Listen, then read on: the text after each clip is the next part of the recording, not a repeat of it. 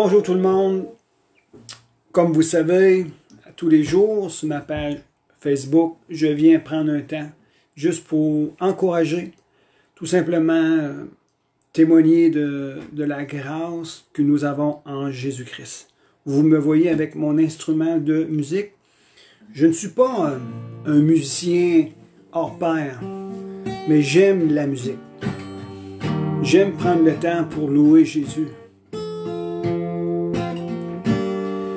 Louer Jésus, adorer Dieu par la musique, par nos instruments, c'est quelque chose qui est super intéressant. Alors j'encourage tous ceux et celles qui jouent des instruments de musique de les prendre et tout simplement élever un nouveau chant, un poème, une mélodie et vous appuyant sur Dieu, car il est Dieu. J'ai déjà donné une parole lorsque j'ai été au Nouveau-Brunswick le mois de février, je pense. Et on trouve cela dans l'Apocalypse. Pour ceux et celles qui sont habitués avec les Écritures, c'est intéressant. Et ceux et celles qui sont plus ou moins habitués, je vous encourage à vous procurer une Bible. Que ce soit une Bible en ligne ou une Bible papier. Ceux et celles qui en ont pas et qui désirent en avoir une, faites-moi le savoir. Il me fera plaisir de vous en envoyer une chez vous, à la maison et à mes frais. Alors, dans l'Apocalypse 5, ça dit ceci. Quand il eut pris le livre, les 24 vieillards et les 4 êtres vivants se prosternèrent devant l'agneau, tenant chacun une harpe et des coupes d'or remplies de parfums qui sont les prières des saints. Ici, c'est qu'ils prenaient leurs instruments de musique et il y avait les coupes d'or remplies de parfums. Et ça, c'est la représentation de nos prières. À chaque fois que nous prions ici sur terre, dans le nom de Jésus, la prière, elle est recueillie et mise comme dans des vases, et c'est un parfum agréable qui monte selon ce que la parole de Dieu enseigne, dans les narines de l'Éternel, et cela lui est agréable. Alors, la musique, avec la prière de notre cœur, un chant de louange pour s'adresser à notre Dieu. Notre Dieu est vivant et il est réel. Je vais déposer cela maintenant. Et je veux simplement partager avec vous des petites choses. Nous, en Gaspésie, à l'heure actuelle, nous n'avons pas de cas reconnus encore aujourd'hui. Je ne sais pas combien de personnes ont été testées ici en Gaspésie. Alors, je ne connais pas la situation réelle du COVID-19 ici en Gaspésie. Mais cela ne nous empêche pas que nous devons être prudents. Nous devons suivre les consignes et nous devons appliquer le respect entre tous et chacun. J'aimerais vous lire un verset ici que j'ai trouvé fort intéressant et je vais vous entretenir avec vous une dizaine de minutes. Je salue tous ceux et celles qui me regardent à l'heure actuelle et je prie pour chacun d'entre vous. Ça dit Hébreux 2, versets 1 à 3. C'est pourquoi nous devons prêter une plus vive attention à ce que nous avons entendu, de peur d'aller à la dérive. Car si la parole prononcée par des anges a eu son effet, et si toute transgression et toute désobéissance ont connu une juste rétribution, le verset 3, comment échapperions-nous si nous négligeons un si grand salut? Et mon point, c'est un si grand salut. Ce salut annoncé à l'origine par le Seigneur nous a été confirmé par ceux qui l'ont entendu. Ceux qui l'ont entendu aujourd'hui, dans notre génération, c'est des hommes comme moi, c'est des hommes comme vous, qui ont entendu le message de l'Évangile et ils ont expérimenter cet amour, cette paix, cette miséricorde qu'il y a en Jésus-Christ. Je veux revenir sur le fait que la Bible dit un si grand salut. Le mot grec pour salut, c'est soteria, qui nous parle de le sauveur qui délivre. Être sauvé. Alors, comment échapperions-nous si nous négligeons le sauveur qui nous délivre?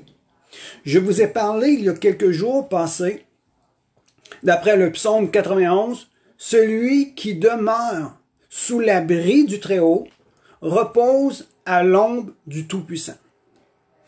Alors maintenant, je vous avais aussi parlé de Exode. Exode qui nous parlait que le peuple d'Israël a été secouru, protégé, par le fait même d'un sacrifice, un agneau immolé dont le sang avait été mis sur les linteaux des portes. Et c'était la protection.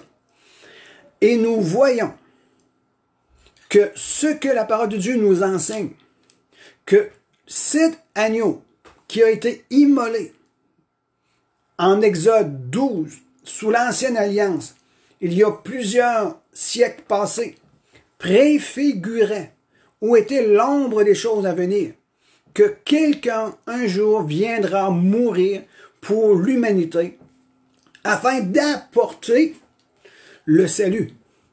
Et nous savons tous, et en toute franchise et honnêteté, nous avons tous entendu parler de ce Jésus merveilleux, mort à la croix, ressuscité d'entre les morts. Et vous savez très bien, nous rentrons dans quelques semaines dans la fête de Pâques, qui nous parle de la crucifixion. Et la crucifixion, c'est ce qui nous a permis, à tous ceux et celles qui ont cru et qui reçoivent la personne de Jésus-Christ, ils passent de la mort à la vie. C'est un miracle puissant de la résurrection en Christ Jésus. Nous sommes nés de nouveau, notre esprit est sauvé, et maintenant nous pouvons espérer en Jésus un secours dans tous les aspects de notre vie. Et la Bible nous enseigne comment échapperions-nous si on néglige cela. Mais mon objectif aujourd'hui, c'est simplement vous interpeller. Il y a une référence dans Ézéchiel 18, le dernier verset. C'est l'Éternel qui parle et dit « Car je ne désire pas la mort de celui qui meurt. » Oracle de l'Éternel. Il dit « Ce que je désire, c'est que vous viviez. » Dans Jérémie, le verset 29 et le verset 11, voici ce que Dieu dit. « Je connais, moi, les desseins ou les projets que j'ai formés à votre sujet. » Oracle de l'Éternel. Projet de paix et non de malheur, afin de vous donner un avenir fait d'espérance. Chaque personne qui me regarde, chaque personne qui va regarder cela, dans la saison dans laquelle on se trouve, c'est une saison un peu turbulente. Nous avons eu hier un premier décès au Québec. Je ne sais pas quelle est rendue la situation actuelle. Je ne regarde pas les nouvelles plus qu'il faut. Je ne suis pas un amateur de télévision ni de nouvelles, mais c'est propre à moi. Mais je sais que nous sommes dans des temps troubles et que je veux vous parler de Dieu. Dieu qui est au-dessus de toutes choses. La question n'est pas de savoir qui a envoyé cela, comment cela s'est arrivé, pourquoi que Dieu ne l'a pas empêché.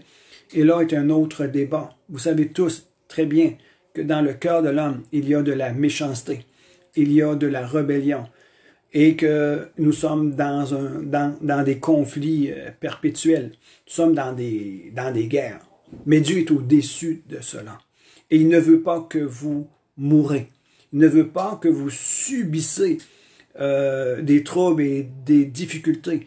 Ce que Dieu veut, et il a formé pour vous des projets de paix et de bonheur, afin que vous viviez.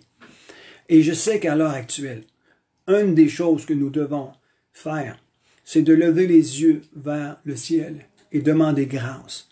Indépendamment si vous connaissez Dieu ou vous ne le connaissez pas, vous pouvez vous adresser à lui dans une attitude de repentance, dans une attitude de se sentir impuissant devant ce que nous vivons et de demander à Dieu sa miséricorde, sa protection. Et prenez le temps d'aller vérifier par vous-même ce que la Bible dit à propos de ce que nous devons faire. Et même la Bible parle des temps dans lesquels on se trouve à l'heure actuelle. La Bible est claire, la Bible en parle. Alors je veux vous encourager. Jean 3,16. Et je sais que la plupart des gens connaissent ce verset. Ça dit, car Dieu a tant aimé le monde, parce que Dieu est amour. Il y a des troubles, il y a des guerres, parce que nous devons savoir et reconnaître qu'il y a une guerre de royaume. Car Dieu a tant aimé le monde qu'il a donné son Fils unique, afin que quiconque croit en lui, afin que quiconque croit en Jésus ait la vie éternelle. Afin qu'il ne périsse point, mais ait la vie éternelle. Ce que Dieu désire, et quel est le plus grand désir de nos cœurs, c'est de voir notre pays guéri, notre pays sauvé, que nous puissions retrouver la paix, que nous pouvons retrouver la sécurité, retrouver des jours heureux. Et c'est le désir de nos cœurs. Mais il faut réaliser une chose, que c'était avant tout le désir du cœur de Dieu. Parce qu'il est dit, je connais, moi, les desseins que j'ai formés à votre sujet. Oracle de l'Éternel. Oracle de l'Éternel, c'est ainsi parle l'Éternel. Voici ce que Dieu dit. Desseins de paix ou des projets de paix et non de malheur, afin de vous donner un avenir fait d'espérance. Alors, prenons juste le temps et reconsidérer la possibilité d'entrevoir une relation avec Dieu. Vous avez tous un fond de valeurs judéo-chrétiennes ou des valeurs chrétiennes. Vous avez grandi dans des enseignements qui parlaient que Dieu était bon, que Dieu était amour. Et je pense que la protection se retrouve à être dans la personne de Jésus-Christ et rentrer en communion avec lui. Prenez le temps de le prier, demander, Seigneur Jésus, je ne sais pas tout ce qui se passe dans le monde. Je ne connais pas les raisons pour lesquelles on se trouve dans cette situation-là. Mais j'ai déjà appris que tu étais un Dieu merveilleux. J'ai dans mon cœur, je te fais confiance. Alors viens à notre secours, viens à notre aide.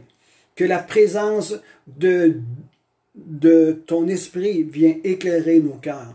Amène-nous dans la paix, amène-nous dans la joie. Et je sais que Dieu est fidèle et juste. Et il va répondre et il va toucher ton cœur. Je vous interpelle à l'heure actuelle. Probablement qu'il y a des gens qui vont trouver cela fou ou aucun sens, les propos que je vous annonce. Mais je peux vous garantir une chose. Mon expérience de vie, si Dieu n'aurait pas été là, je ne serais pas ici aujourd'hui. Mais j'ai donné ma vie à Jésus.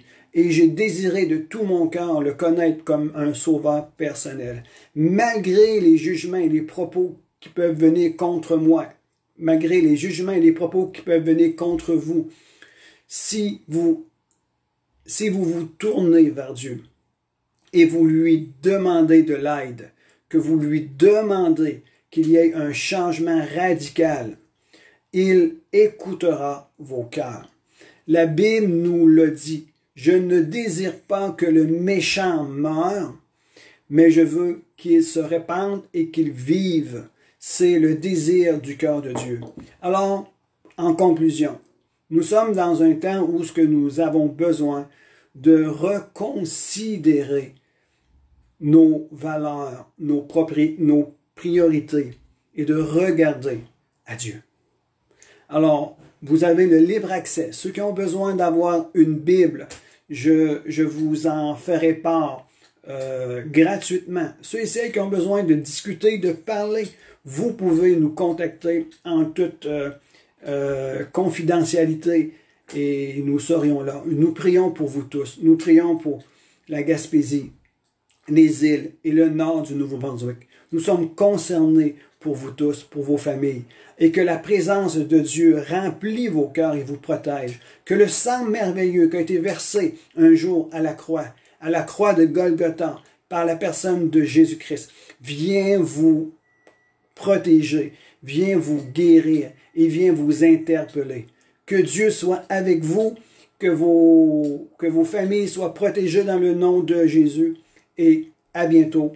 Que Dieu vous garde. Et n'hésitez pas, vous pouvez prendre contact avec nous. En toute honnêteté, cela nous fera grandement plaisir de vous entretenir avec l'espérance d'aujourd'hui, le retour à Dieu et de considérer Jésus comme étant un sauveur bien-aimé. Prenez soin de vous. À la prochaine.